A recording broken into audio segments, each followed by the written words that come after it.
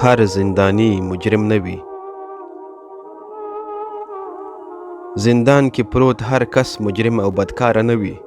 بد یې مه یادوئ، مه یې مسخره کوئ، ځکه چې سیدنا یوسف علیه السلام هم کلونه په زندان کې تیر کړل، په داسې حال کې چې صدیق الله او تر ټولو رښتینی انسان و.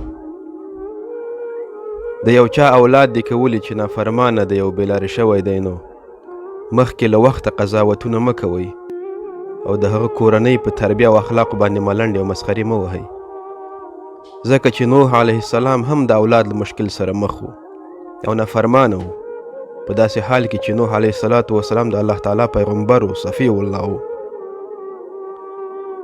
کوم کس که چا له خپل کور او قومه وشاړه او بد رد یې ورته وویل، سپک یې کړ، مه پورې خاندئ، مه یې مسخره کوئ، ځکه چې ابراهیم علیه السلام هم خپل کور او قوم له کوره وشاړه، په داسې حال کې چې هغه خلیل الله او د الله رب العزت خاص ملګری و.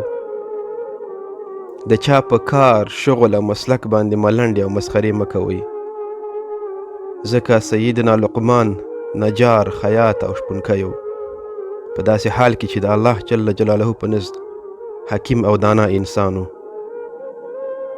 او که د یو چا په اړه د ناخبره بدې خبرې واورېدې او بې وجه یې خلکو په اړه خبرې کولې، بې ځایه قضاوت مه کوئ، ځکه سیدنا رسول الله صلی الله علیه وسلم به هم خلکو ساحر، کوډګر او مجنون باله، په داسې حال کې چې فخر الانبیاء او د الله رب العزت خاص حبیب و. په نورو باندې له مسخرو او بدګمانونو څخه ځان وساتئ، خلق الله د هغوی خالق ته وسپارئ او په هر چا باندې نیک ګمان کوئ. السلام علیکم ورحمة الله وبرکاته.